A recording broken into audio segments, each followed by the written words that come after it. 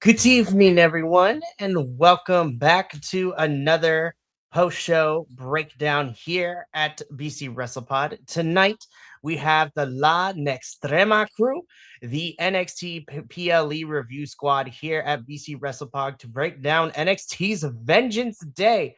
Of course, my name is Mikey. I am El Jefe of BC WrestlePod. Apologies for the late start. It has been a whirlwind of a day, and I appreciate my co host for bearing with me.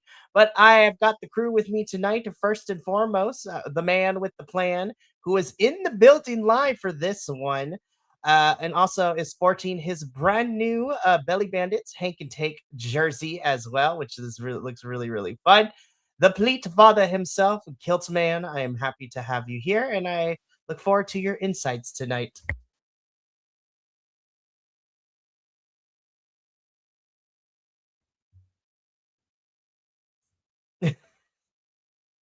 We love that.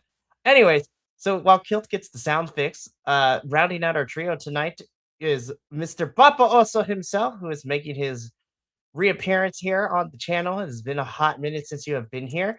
And what better way to come back than the pay-per-view before Stand and Deliver? So this should be fun. Yeah. Love that. Hola. So I'm excited. This is going to be fun. So before we get into all of it, of course, we're going to keep this intro very short because I want to spend most of our time talking about Vengeance Day. YouTube, Twitch, and Kick is where you can see us go live. YouTube also has the edited versions of this episode, which will go up live tomorrow evening at 4 p.m. Pacific, 7 p.m. Eastern. So that should be a good time as well. Um, yeah, Papa also is dealing with some severe weather, so if he vanishes, that's probably the reason. So, and still no sound from the Kiltmon. We're just a whole whirlwind of a Test, mess. There you test, go. 12. There you go. Okay, so I forgot to push one thing. I got everything else fixed up, and because the microphone slid down, welcome back, Papa. Also, because the microphone slid down, it hit the power button, the volume button on the microphone, and said, "Hey, you can't talk right now until you slide me up and push it." So Yeah. I'm going to get a new microphone soon. That is very, very true. Anyways, so before all that went down, of course, BC WrestlePod is on the social medias where you see report cards, previews of the weekly shows and pay-per-views, clips from these shows, as well as prediction stuff. And we're coming to the end of our prediction season. So we are so close to the end of all of our prediction season. So who will stand tall at the end of Stand and Deliver for NXT? Stay tuned to find out. It's not going to be me because I know for a fact I will be done because of one PLE. Listen, so I'm gonna get through this. We also have merch, bcwrestlepodshop.fourthwall.com. Links in the chats below where you can get some really fun merch of all of our shows. It's a lot of fun. And then, of course, we have a coffee that helps us, pay for all these pay-per-views and streaming sites that we are going to. We're going to talk about it because Shawn Michaels announced today where NXT Stand and Deliver is going to be aired because with NXT's contract with Peacock coming to an end, we were wondering how we were going to watch Stand and Deliver, and we're going to talk about that at the very end. But we pay for a lot of stuff. So if you want to help us continue to do all these things, feel free to donate, but not required. Just you being here and being present is enough for us. We love you. Alrighty, enough with the lovey-dovey stuff. Let's get into NXT's Vengeance Day. I'm not going to lie, gentlemen. I was a little worried going into the show because I was just like, we kind of sped run some of these feuds. I had questions going in. The Go Home show answered some of them, but I still had more. And dare I say, I honestly was very pleasantly surprised. And I thought overall, minus a couple of things, I thought this was a really pretty solid PLE. Yeah. Definitely made me a lot less mad than Deadline. I can tell you that much. But we're going to get into all of this. So let's just jump into it. So Vengeance Day came to us live from the Performance Center in Orlando, Florida, is what they were touting. Of course, Kilt, you were there, boots to the ground, and you were in there. It took was me a so good. It was such a good position. I got there early. I wasn't like towards the front of the first line, but I got on the second bus. Like I was probably maybe 3/4 of the way through the second bus, and they took us into one side. Okay, so they usually load that middle section first, Mhm. and they will bottom up. Well, because that's what you're supposed to do. Um, and because I was on the second bus and where I was on the second bus and blah blah blah blah blah. But it's me. I chit chat with everybody. I make friends, and I made friends this time. But I didn't really talk to. Actually, I met another a TikTok wrestling person, Fatherless, great guy. Chit chatted with him a little bit. Talked more after the event. He was on my bus. Anywho, yeah, I got that super good seat. It was like third row, right on the pylon, basically, Mhm. and it was just right there. What's funny is I'm gonna shout him out again. He was talking with one of his because he does some reviews as well. He was talking to one of his buddies that he brought with him, and they were talking about potentially oh yeah, he asked him like, would you come back? And the guy was like, yeah, well, the title of the was NXT stinks, and I was like, and then he's like he was talking about a bunch of stuff. I'm like, the only thing that I tend to notice when I'm at the PC is it smells like Italian. It smells like garlic knots and freaking pasta sauce. And I don't know why. And I'm always hungry. Tony But D'Angelo out here making food, I'm telling you. dude, it would be hysterical if that was. But I don't know who orders the catering. I don't know where they go. Probably somewhere. But I don't know why they always get Italian. But we And want some. give me some. Like, why is it always Italian? This is my first question. I love garlic nuts, but what the fuck? Listen, I'm simple. If you feed me, I will be yours forever. It is not that hard for me. Exactly. It's like, ooh, I will give you more. But it was a solid crowd. It was a solid event. The promo was a little long with We're Jason gonna talk Kane about and that because that was my biggest ill of the episode. But we're gonna talk about that. So yeah, we'll talk about that. let's just jump into it because we got a lot to talk about. So we kicked off Vengeance Day with our street fight. So of course, this is Miss Jada Parker versus the Glamour Blake Monroe. Now, again, when we found out on the Go Home show that this was going to be a street fight, I tempered my expectations because WWE street fights and NXT street fights aren't at the level of craziness to say like a TNA or an AEW or insert gimmick match anywhere else in the world where you can bleed. But dare I say, there were a couple times where I was just like, I think Blake Monroe died. I think Jada broke her ass a few times too. And they both are probably going to walk away with some bruises by the end of this. But I actually really enjoyed this match. There was a lot of fun spots. Of course, Jada hitting literally the Mario Party ground pound through the table with Blake on top of it. So it's just like, oh, Blake broke her ribs, and Jada probably broke her ass in this move. There were stairs. We had kendo sticks. I have to commend both Jada and Blake because there's this one spot where they like hooked up the chair to the ropes and then like slammed it into it, which caused it to fold with the kendo stick. So it's like, dare I say, I have yet to seen that before, and I was like, ooh, that looks devastating. This is just pure fun, as best as a street fight we can get in NXT without the craziness and blood. Um, I did appreciate that instead of thumbtacks, we got plastic diamonds, which I was just like, I looked at them, I was like, now I have seen and used those before, and I know those bitches hurt when you land on them.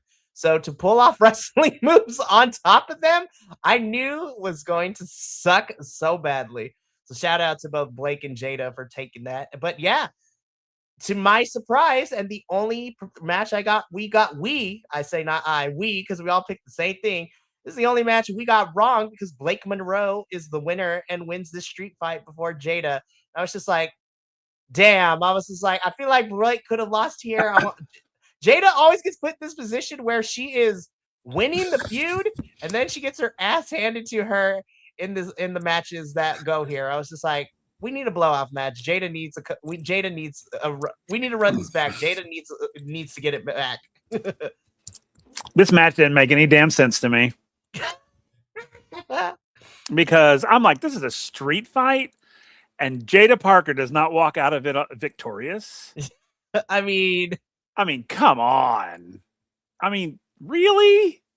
I mean, now look, I'm not saying, I'm being serious about it. I'm like, I cannot believe that Jada Parker, Miss, came up and did all this, Miss Ghetto herself. And she's like streetwise and, she got it and she loses this type of fight against Blake Monroe. And I'm like, if you were going to do this, if you're going to have Blake Monroe win, this should have been a completely different fight for me. At the end of this fight, I was so pissed off. And it's got nothing to do with predictions. I literally was like, this makes total sense. Jada Parker would win this match because it is a street match. It makes absolute sense. It makes no sense that she gets beat by Barbie. Well, and here's the crazier thing. Like, let's talk about it too, because technically this is her first big feud. Like, what, Jada returned about less than a month ago, about 4 weeks ago. Like, she was off of television for a little bit, and then she came back, and then she started feuding with Blake. Now, if we're gonna get a 3-round, so to speak, with these, where we get 3 matches in this feud, then fine. Losing here is fine. But in her return match, after being gone from most of television, towards the end of last year and the beginning of this year, and then for her to get into this feud with Blake, which is great for Jada, and to have her lose, I will be less upset with this if we continue to have this feud. But based on what happened last night, I don't know if Jada and Blake are going to run it back anytime soon. And I was just like, great, you brought Jada back for what? To lose?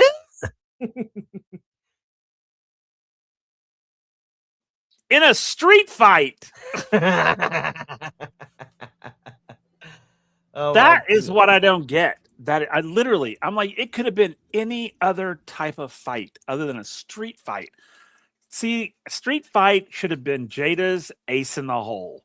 She, if they did this, Blake Monroe and her, blah, blah, Blake wins, or, Jada wins, Blake wins, whatever. It doesn't matter.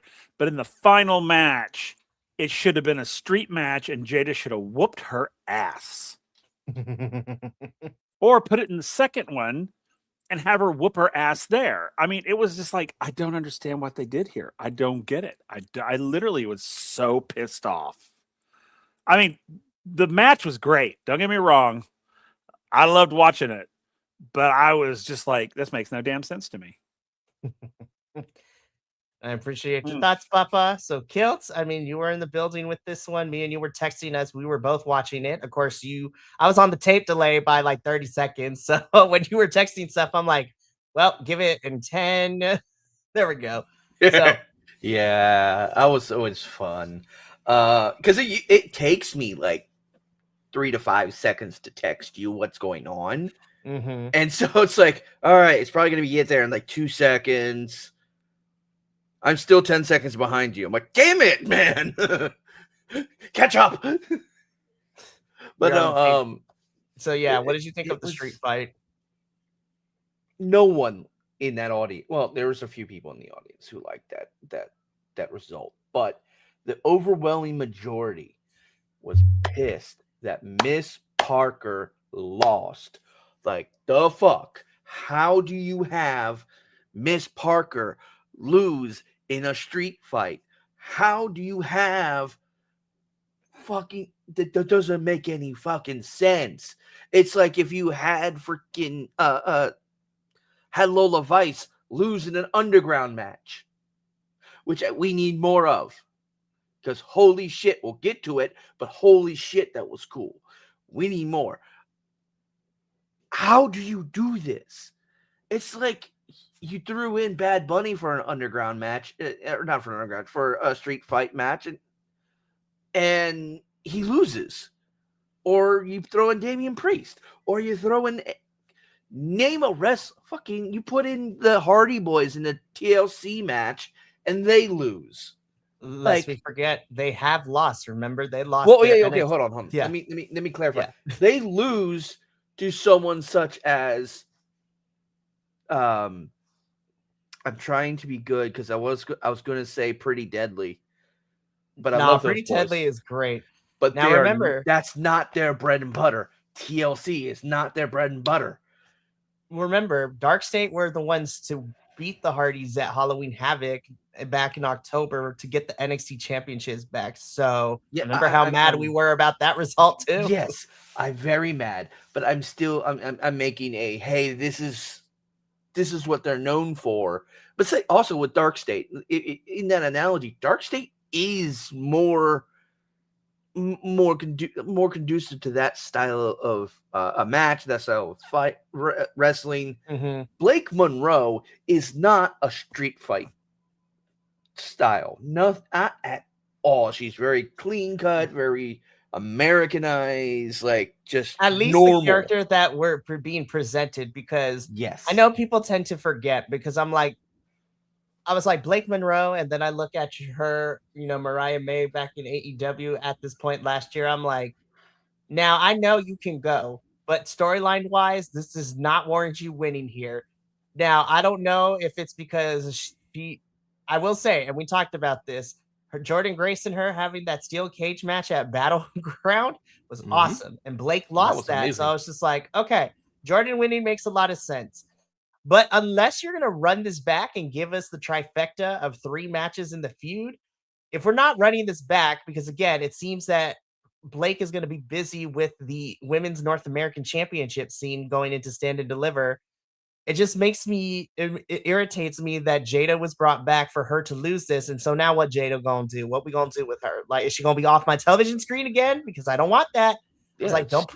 It doesn't make any sense. They wrote this story and then said, "Ploof. Well, we'll figure it out later." Yes. And unfortunately, it smells of main roster. Lord help us. I'm just like, it's getting insane out here. But again, Blake wins. If I wanted to run it back, but it seems that we're going to put a pause on it. I'm like, no, don't stop and start feuds, NXT. We have already talked about this. We don't want these feuds to start and stop. They've been doing this for the last year or two. And I was just like, you are cooling feuds. And then when you go back to them, I was just like, I'm going to be honest. I don't care about it no more because it's been too long. But anyways, let's keep going because we still got a whole thing to talk about. So let's talk about these two, because this weird bromance is so annoying as fuck. But I see where we're going and I don't hate it. So backstage, Ethan Page is looking a little bit better. He is still dejected after Miles Bourne whooped his ass, not once, but twice. The first time taking the NXT North American champion from Ethan. And then on the go home show, while they were still dressed in their plain clothes, Miles whipped his ass again to retain the championship. And so Ricky wants to make sure that Ethan is going to be on the same page and be out there to help him in his match against Joe Hendry. I was just like, this is a toxic relationship, and I'm here for it. And we're going to talk about the main event because I'm like, I smell a triple threat at Stand and Deliver. Especially after what happened on this Tuesday, but we'll wait until we get to the main event to talk about it. So we're going to talk about, we're going to talk about these two a little bit later, because right now, I'm going to be honest. I was like, this match is going to suck. I'm going to just let this next picture show it all. God damn, I was actually entertained. I was like, ooh, this match is kind of killing it. Also, Tony D'Angelo, when that bun fell apart and your hair was coming down, I was just like, well, hello there. I did too. I didn't even notice it came loose until he stood up and just rah. I was like, okay, there, big lion, what's up? But I was like, damn, this was so great. This match ruled. We didn't know which side they were coming in from, and then they just popped straight through the fucking crow's nest, and I'm like, what's funny is I noticed Mike Rome stand up from his chair and walk away. I'm like, what the hell are you doing, Mike? And then all of a sudden, wham! Like, Oh, that's what you're doing. He's like, and they're coming in 5 seconds. Let me GTF I'm 'em." gonna get. He's like, let me get the fuck out before he gets ran over.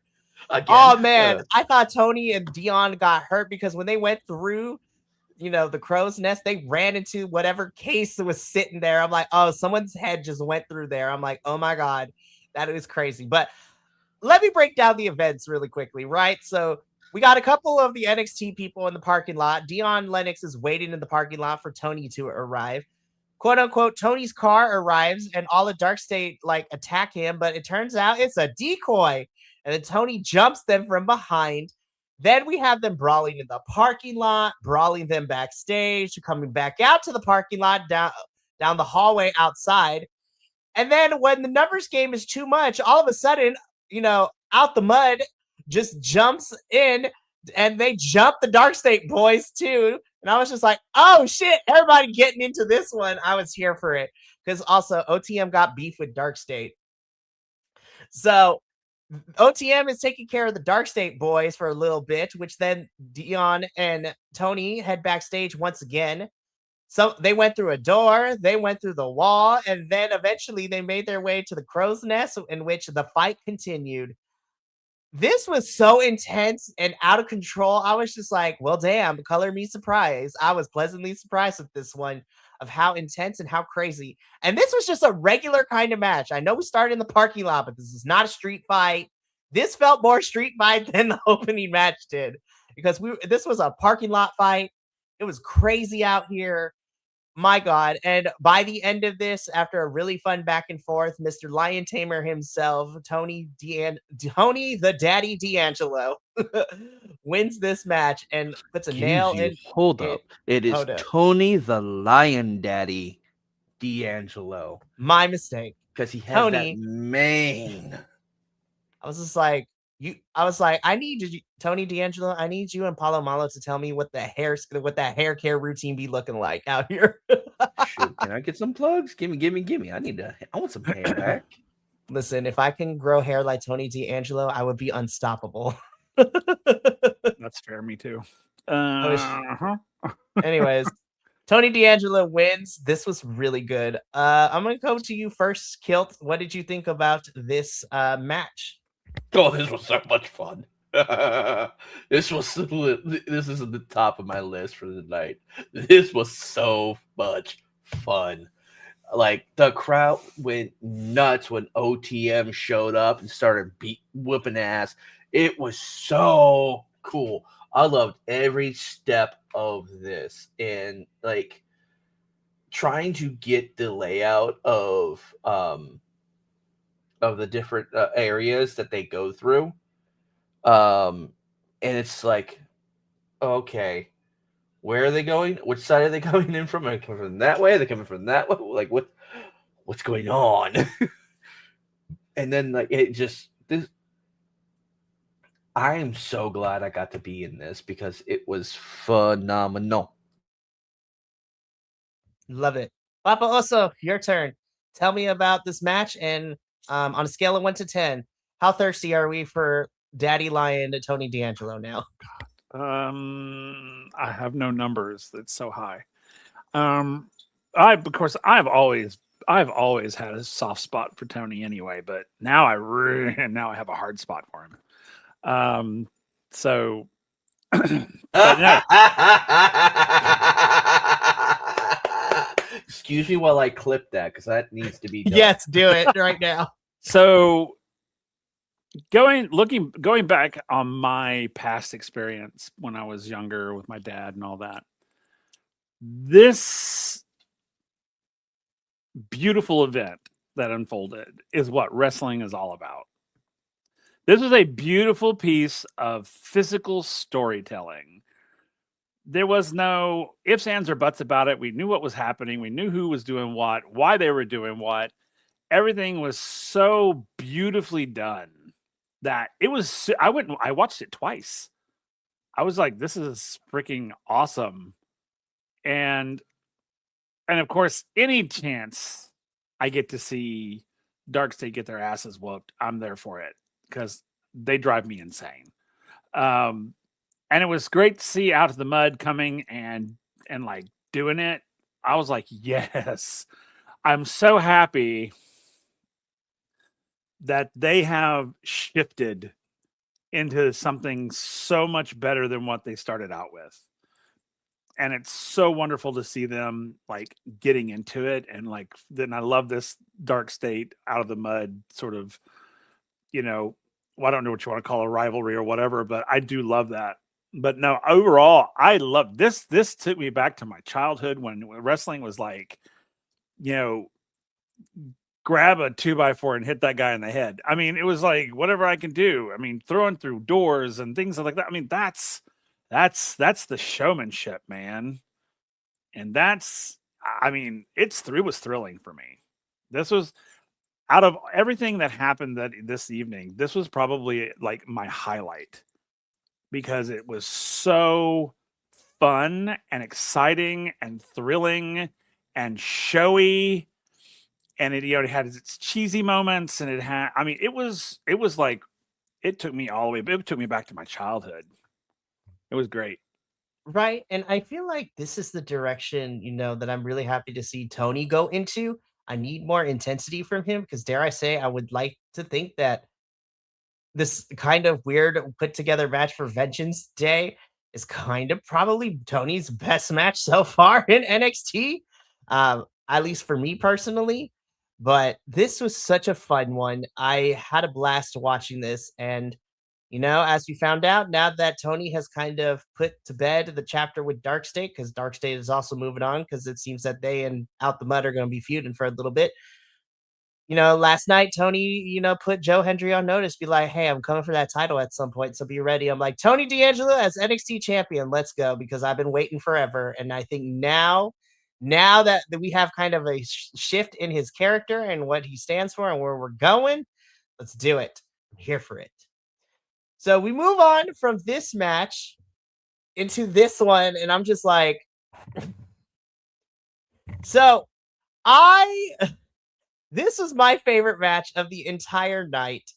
And dare I say, I'm going to get on my soapbox a little bit and then I will break this down officially, right? So this past weekend, it has been a whirlwind of how many events I had to watch in order to get ready for this week's reviews. But I have no qualms about it because between CMLL, it's a Friday show, this match here at NXT Vengeance Day, and Eve Wrestle Queendom 8 on Sunday, I am getting on my soapbox to once again say that, like all the previous years in the 2020s, women's wrestling has carried us through and tends to be the best parts of the professional wrestling scene. And my God, for me personally, the moment definitely was the cherry on top of who ended up being the winner. But this was Tatum and Izzy's best showing to date, in my personal opinion. Now, I know I've had my issues with Izzy's character going into this feud and going into this match, but holy crap, Tatum and Izzy brought their A game and they brought out everything they had. And you know what? I also appreciated that the rest of the boys of the Colleen, so to speak, they were there as like an accent to the action. They weren't directly involved. They weren't trying to cost anything. They were just, visually on my screen and they played their parts well. But holy hell, this was my match of the entire night.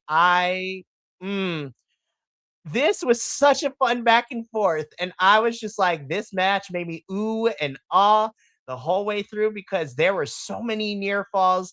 I was like, oh my God, Izzy's going to win and retain. Oh no, Tatum's about to do it here.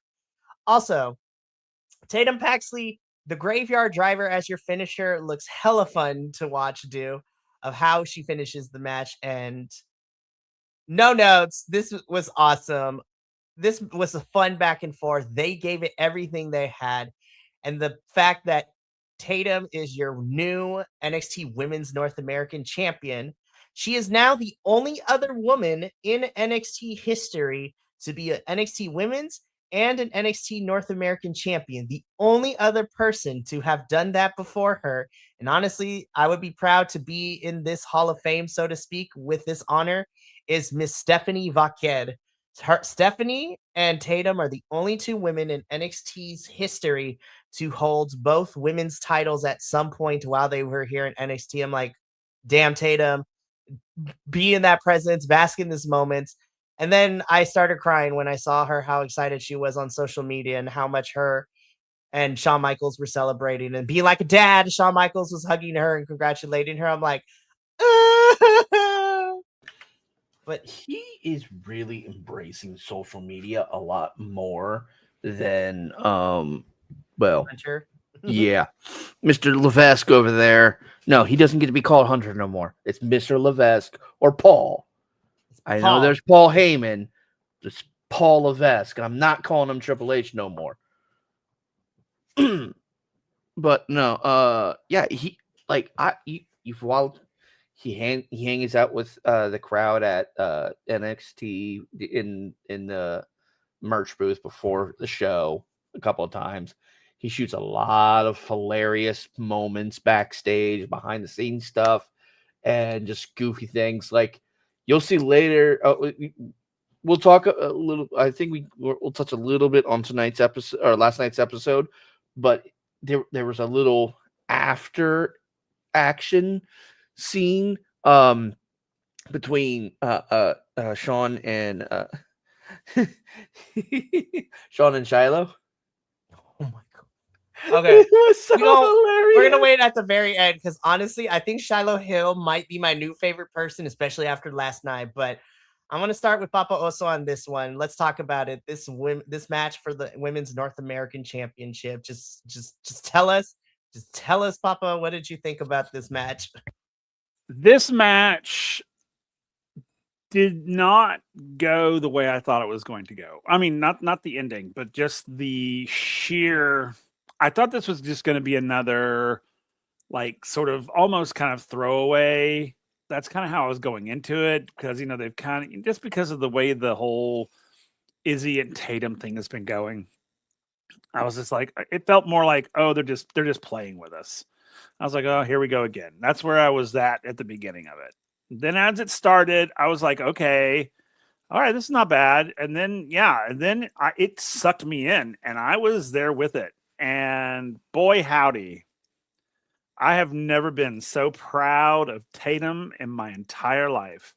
Because ever since Tatum has hit our scene way back, Mikey, when you and I it was just you and I, man, we were like on board with her. And I was like, God, she has so much potential. And then they finally started to kind of focus on her a little bit here and there. And I was like, yes, yes. So when she won this, through all of her struggles up to this point, and when she won that belt, I cried. I literally had tears in my eyes because I was so happy for her. Because I was like, man, this girl has been to hell and back with the storylines they've been putting her in. And then to finally take this from Izzy, I felt like a proud papa. And yeah, this was my match of the night as well. And I just, after this match ended, I had to pause and like literally sit there and kind of take it in. I literally was just like, I had tears running down my cheeks. And I just sat there and I was just like, God, I'm so proud of her. Not that necessarily my gushings on her mattered in the universe, but I was literally just like, God, I'm so proud of who Tatum Paxley has become in her journey from when we first met her to now. And I always thought, I was like, God, she has like championship she has that quality. And I think she could be a great champion if given the shot. And now she's got it. And I'm really hoping that this title builds her up. And they don't just like, oh, she's got the title. Now we're going to take it away from her again, or that sort of thing. We don't need that to happen again, like when she won the No. NXT Women's Championship. Right. And so I really hope this is them saying Tatum Paxley is a true champion Mm-hmm. and not just a belt holder. because Agreed. which will piss me off if they do that because she So deserves it. exactly. Kilt, I mean,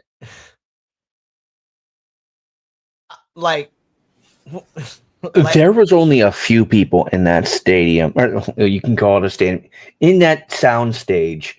This is the best way to describe it. That actually were Izzy centric. Only a few. Everyone was Tatum. Like, I love the fact that she ran up towards my area because which I was on the other side of, and I was kind of unfortunate. But it's great. It's like if you see one, like there was, if you kind of like zoom in a little bit, you can see my fat tubbiness on the opposite side of the aisle. It was that was such a good match. It was so well done. I loved every moment of it, and I cannot wait to see what happens next. I I'm I just I'm excited. I am too. And to kind of speak to what you were saying, Will, is that because yeah, since we've been covering NXT here for who knows how long, like me, you, and even Andrew when he was a part of the crew too, we all said that there's something with Tatum that we really love and we really enjoy. And I'm really happy to see how far she's come, and I'm really excited. Now, she has a big test ahead of her because next Tuesday, when NXT hits San Antonio, you know, Houston. oh, sorry, Houston, my bad. No, I'm sorry. I'm thinking of TNA going to San Antonio here really shortly. Sorry. So NXT is heading to Houston next Tuesday, and Tatum is going to have a really big test ahead of her because it's her and Izzy in a rematch. But this time, this is it, steel cage match. And I was just like, honestly, I'm here for this. And please, Shawn Michaels, don't make me mad once again. Tatum should get the definitive win over Izzy in the steel cage for this one. So we shall see what happens. But yeah, this definitely was the match of the night for me, and I could not have been happier with the result. And I'm excited to see Tatum run with this championship. So please, Shawn Michaels, let her win against Izzy next week. But I had a good time with this one. Yeah. Honestly, I'm gonna put this on my recommended to watch for March of 2026 matches to watch, and we're barely at the beginning of the month already. Oh heck yeah, I'm right there with you. Stamp. I'm like, damn, I already have like 5 matches that I want people to watch. And 3 of these 5 are already match of the year contenders for me, which is nuts to talk about. This is a really good moment. So let's keep this going because we still got a whole other show to talk about. And yeah, so really quickly, OTM is coming after Dark State. Dark State has quote unquote fucked up the bag for OTM. It's taking tag title opportunities, singles opportunities away from them and other people. It's time that OTM kind of balances the scales, so to speak. So I'm like, yes, OTM just out here beating up Dark State. I'm not going to be disappointed in that. Let's go with this. Alrighty, so let's get this over with because this segment went on way too long. This was a convoluted way to get to where we are going next Tuesday. But Robert Stone is out there, Fatal Influence come out. JC cuts a promo. Zarya, like a bad ex-girlfriend, interrupts, and I do love her shirt though. I love the shirt that says Soul's X. Bedazzled. I was just like, that is some petty ass shit, and I'm messy and I'm here for it. Then, Zarya talks to JC and, telling her that she would have been one had Soul not interfered. Soul comes out. The girls get into an arguing match. Robert Stone makes the announcement, which I was surprised because I was like, up, stand and deliver. Here we go. Triple threat. Let's do this. No, we are getting this triple threat next week in Texas. And I was just like, so then what is going to happen at Stand and Deliver, you guys? What are we doing? And then a whole brawl breaks out with, Fatal Influence standing tall. And I'm just sitting here and I was just like, we spent like 10 minutes, which you could have simplified this to a 2-minute backstage promo where it'd be like, hey, we're going to do a triple threat in Texas. So y'all need to get ready. I was like, I know we got a pad at the time, but I was like, this was convoluted as hell. But now I'm like, okay, so depending on what happens next week, what's our women's title match at Stand and Deliver looking like? Because I have no idea. This So was. Oh, sorry. Go ahead. just so that way I can throw it into, because they could have probably done this as a backstage segment. Mhm. Yeah, they could have drawn it out backstage. But the thing about it is, I know they needed time to switch the ring into underground rules, because that's what the next match was. They could have done it during that. They could have given more time to set that match up, or set the ring up for the Mhm. underground match, and had this as a backstage segment. Mhm. Just why? Like, it was so it sapped a lot of energy out of the room. Yep, I bet.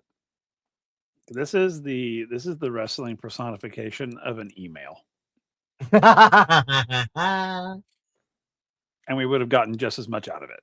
Mhm. I'm like, yeah, this was. I hate when they do. I hate waste of time promo crap. That's just like, why are we doing this?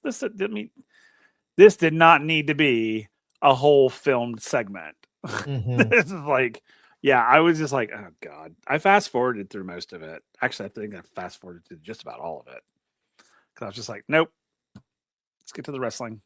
I was like, nope, nope. Unless someone's gonna come in and hit somebody with a 2x4, I'm done. Let's move on. I literally said the same thing. Like, can I skip this? Oh wait, this isn't the freaking Adam Sandler movie that he made. I believe it was called Click. Yep, that one. I was like, click, snap. No, not drag. It's something. Not remote. I know that. I knew the remote was in it. Christopher Walken was in it. But like, I wanted to speed it up because it was so boring and so dry. And they were so rude to like Stone. I'm like, come on. The Don't girls would be not let that rude man to talk. that man. Like, I know no one really likes him that much, but come on. Like, have some professional decorum here. Have some Don't be social a- decorum, as the kids say. Exactly. Have some social decorum, says the man in the kilt. You know, it's like, I just, again, I may not like Robert Stone, whatever, R. Stone. I don't know what, I can't remember his real name off the top Mr. of my head. Stone. Mr. Stone, I may not like you much. You got me in this accent. How dare you, Mikey? Anyway, I'm going to keep going. Mrs. Stone, I may not like you. I may not understand you well yet, but you're growing on me. And I don't want to see you disrespected, because that's disrespectful for the GM of my favorite TV show. How dare the GM of my favorite soap opera get disrespected like that? Ladies, please show some decorum. Bitch. At the same time, though, it is fun to watch Robert Stone kind of get thrown around a little bit. So I'm not gonna lie, just a little bit. Now on NXT, yes, I want the respect for him, but when he shows up on TNA, I'm like, Jody Threat, beat a bitch ass, like beat him up. Like, on TNA, I'm like, oh god, he's a heel, beat him up right now.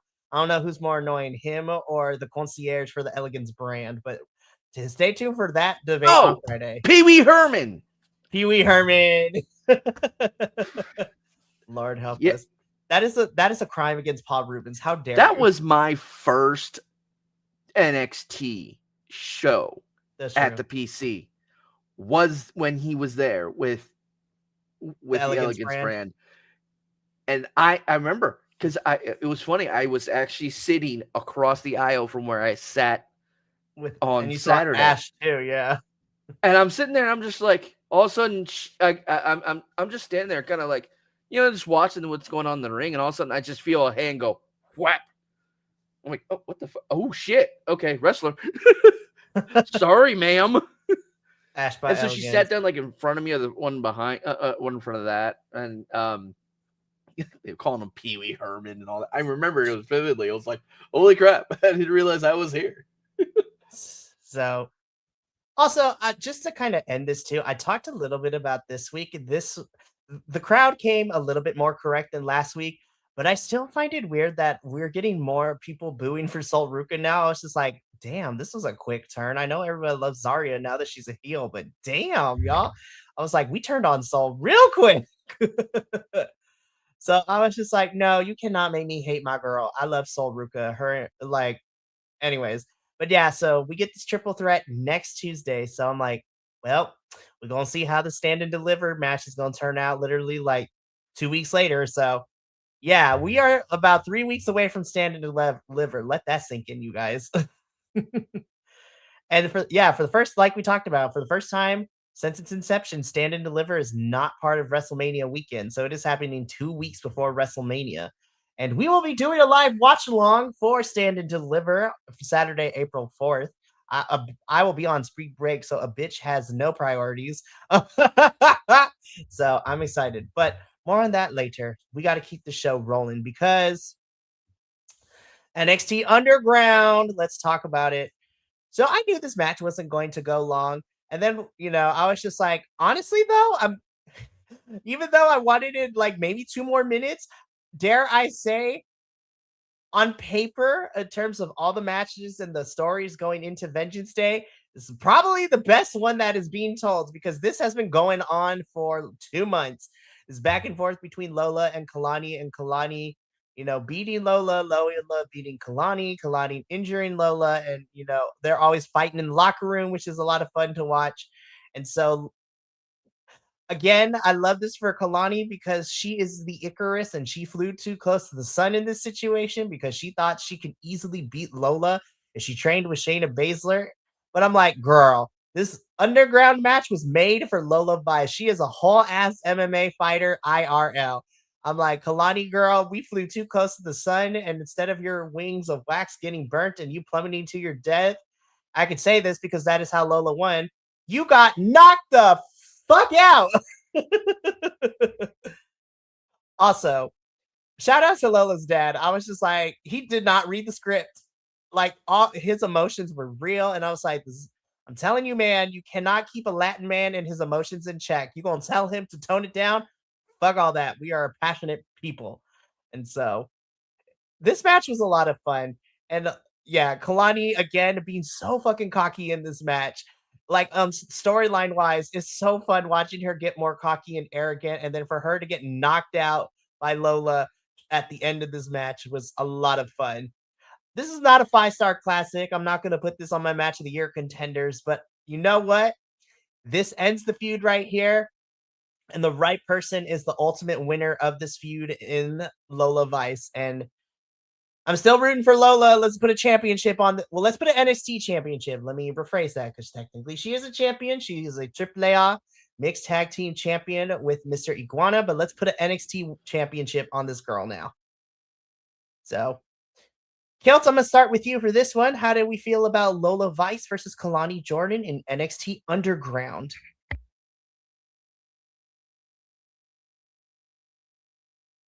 Are muted. There is one image I really wish you had put to the decks. And I'll see if I can freeze frame it real quick. And but it is one of the best. There we go. Focus. It's our belly bandits dancing with Lola. Hank and Tank just dancing to Lola's music. Literally, they were hamming it up the entire time they were out there. Like, and what's great is they're doing like Japanese drumming on the mat when they're all drumming. And it's those two I love so much. They were doing sumo stuff on the side. They were interacting with the crowd. Like everything about these two, about those two were hilarious. But this match, oh my god, I want more. I cannot give me NXT Underground 2K27. Give me like a freaking. I don't want to I don't want a full PLE specifically for an underground matches, but I wouldn't be upset by it. Like, even if they do like an Evolve style show where it's like just like 30 people just kind of hanging about and they're just doing some, just like 2 or 3 matches, not even like a full hour, maybe like a half hour. Do like 4 or 5 minute matches, or do like 5 minute matches, and call it a weekend. Have some fun, even if it's just. I want more. Like, I saw that. I obviously, I'm the newest person to NXT, so I never really got to see the underground stuff prior. But I love this match. Like, yes, as you said earlier, Mikey, it's not the best match of the night. That's still going for Tatum Paxley for me. But this was a great match. I enjoyed the ever living crap out of this. I want more. The NXT Underground match can be a lot of fun. Well, let me put it this way: the women's ones have usually been better. The men's Underground has been hit or miss. I will say though, I did enjoy when they were both still in the company. The Dijak and the Eddie Thorpe one was actually really fun. I was like, that one was good. The other ones that we've seen on the men's side had not so much. But anyways, Papa Oso, same question to you. How do we feel about this underground match between Lola and Kalani? This match went exactly how I thought it was going to go. It's like, I mean, I love both of them. I love, me, I'm a huge Kalani fan, but I was like, girl, you're going into the underground with Lola. Baby, I love you, but no. This match is the equivalent for Kalani and Lola, like with Kalani being so arrogant. This match literally is the equivalent of talk shit, get hit. Like, Yeah, fuck around and find out. And that's exactly what happened. I mean, it was like, wow. I mean, but it went exactly as I thought it would. It was a great match, and I loved it. And of course, I was like, Lola, duh, she's gonna walk out of this. I literally was like, it's an underground match. I was like, Lola. And now I will tell you this: if Lola did not walk out of this as the winner, I would have thrown things. Because you already did me wrong with Jada Parker. And I was like, if you do me wrong with Lola, I'm gonna be furious. We're gonna fight somebody. Seriously, but no, they didn't. They did it. It ended exactly the way I thought it would. So it was great.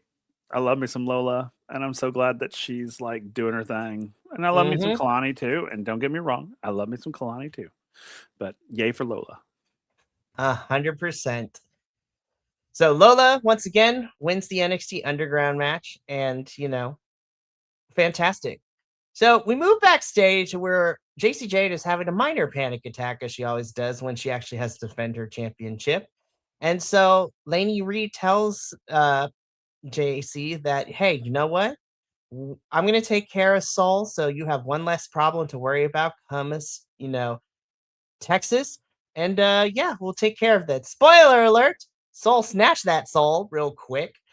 um, I will say Soul versus Lainey was actually a pretty fun match last night, but Soul wins, and so I was like, you thought. Anywho, so yeah, so we'll see what happens next week, next Tuesday in this triple threat. All right, boys, we're about to get and talk about the main event, but before we do, this is the last call. If you still want to check out our social medias or look at our merch as we talk about the main event, link in the description to both of those things are in the chats across the places that we stream right now. So please go ahead and check those out if you will. With that out of the way, let's get into our main event for the NXT Championship. Joe Hendry defending the title against Ricky Saints. Now, I thought this was a solid match. I may have not liked the feud and the story going into this, especially, unfortunately, poor Kilts had to suffer through the Ricky Saints experience live and in person when we had a bootleg Joe Hendry concert with Ricky. God, it was oh my God, it was so awful. Whereas I had lots of matches of the year contenders from this past weekend, that whole Ricky Saints concert so far is on my list of the worst segments of 2026. Like, it was so bad. And so Joe Hendry is tired of Ricky being, Ricky and being annoying as hell. So this is literally that is how we got this match. Joe Hendry was tired of Ricky Saints being annoying as fuck and challenges him to a match at Vengeance Day. I'm like, baller, support this. Low Joe Hendry with a little bit of spice. That is fantastic for all of us. I will say this is a pretty solid match in terms of in-ring wise. Um, by no means of the imagination and of the words that I think this is a bad match, but I was just like, I will say after everything that we had saw come way before this, especially with both women's matches going back to back like that, I was just like, I was tired. I was watching this and I was like, this match is pretty good. I do like that Ethan and Ricky have a will they won't they relationship, especially when Ethan, quote unquote, and I put it in air quotes, missed sliding the title to Ricky and Ricky getting all butthurt. And then on Tuesday, being over dramatic as fuck, he did the same thing where he like aggressively slid the title way far away from Ethan. And I was just like, this love-hate relationship is going to be fun to watch it implode as Joe Hendry is going to whoop their asses. It's going to be fun. Hopefully, we'll see. But yeah, the match itself is really solid. I do think there's some fun stuff in here. But I was not surprised by the result of this. I'm really happy that Joe Hendry won. He's still our NXT champion. And like I said, based off everything that happened last night, because we got Joe Hendry and Miles Bourne versus Ethan Page and Ricky Saints in the main event. And Ethan ends up pinning Joe Hendry. So I'm like, I smell a triple threat at Stand and Deliver in 2 weeks. And watching Ethan and Ricky just fight each other is going to be fun to watch while Joe Hendry just watches with a box of popcorn in the ring. But yeah, I enjoyed the match, but with everything that the 2 matches that came before this, I was tired. I was like, oof, I'm exhausted, but let's finish this. So this was a good match. I enjoyed it, but nowhere was it on the level of the funness of the underground match and the oh my god, I barely have any notes because I was glued to my TV screen match with Tatum and Izzy. Alrighty, so Kilt, I'm gonna start with you. Oh, actually, no, I'm gonna start with you, Papa, on this one. What did you think of our main event for Vengeance Day? Muted. I know, I was muted. I mean, it was good. Of course, Joe Hendry was involved, so he's my boy. And I love watching him no matter what. But this went exactly the way I thought it would. I didn't think there was any big surprise here. I didn't, which is unfortunate because I really want Joe to do something that's surprising. I want to be surprised that he actually won. If he wins, I wanted to be surprised that he won because this one didn't really feel like a challenge to him. To me, anyway, watching it, I was like, this doesn't feel like it's, dare I say, worthy of your time, but it kind of felt like that. And I honestly believe that the Izzy and Tatum fight should probably have been in this slot. Oh, if they put Izzy and Tatum as the main event, I think that would like we talk about for CMLL. You put that match in the crowd go happy position, and you're gonna have a really good. You're gonna have the crowd go home happy. But yeah, because again, like you said, you were tired, and I mean, I was just like, okay, can you just say, Joe, you're the winner, and let's move on. I mean, that's exactly because it was like, there's no way that this is going to be any type of serious challenge. At least, and I was like, because again, the feud makes no sense. The lead up to it really made no sense. And I was just like, okay, I mean, I watched it only because, Joe, but if Joe wasn't in this fight, I probably wouldn't have watched it at all. But yeah, that's my take on it. Fair enough. And finally, Kilts, you were in the building for this one. How did we feel about our main event? This was good. I was really expecting Ethan to my brain farted, to turn on Ricky both Saturday night and last night. Yeah, so that was entertaining at least. It was a good match, Again, it wasn't the best on the night because we already saw that, but I enjoyed it thoroughly. I'm excited for the next step. Um, we'll see what goes on from here because it's going to be interesting and messy Yep. one way or another. Yep, because after Texas next week, well, technically we're still on that, and that was kind of the way last night too. But now we are on the road to NXT's biggest show of the year, always, which is Stand and Deliver. So we are on our way there. So we shall see how the next few weeks pan out for everybody. But gentlemen, that has been Vengeance Day. Again, at first I was just like, this should be an okay show. Um, but honestly, because of the two women's matches and the Dion and Tony match, I think those three matches definitely were like the highlights of the evening for me watching this. And it definitely helped push it to the grade that I got it. So I ended up giving Vengeance Day a B plus, and it definitely was boosted by those three matches that I mentioned. The opening and closing matches were still pretty solid. I think the only thing that kind of dragged was the promo we got from Soul, Zarya, and JC in the middle of the show. But it wasn't anything that was too crazy, but we could have cut it down and could have been a pre-tape or even live backstage. But still, very solid, very happy, and I'm super excited for not Vengeance Day, for Stand and Deliver in 3 weeks. And like I said, we will be doing a live watch along on Saturday 4 p.m., which I mentioned earlier at the beginning of the show that Stand and Deliver will be streaming on WWE's YouTube channel of all things. So Stand and Deliver is going to be on YouTube, which is very interesting, but I'm not going to complain. So we will be doing a live watch along on Saturday, April 4th, and then the post show will be on the 7th. So yeah, I'm super excited. I'm also excited for what's coming up for the remainder of the week. In about an hour, I will be back here with Papa Oso, and we'll be talking about CMLL. So we go from NXT PLE to the International Women's Day show in CMLL. All women's matches. We got 8 of them to talk about, and honestly, I had a balling ass time watching, so I'm excited to talk about that one.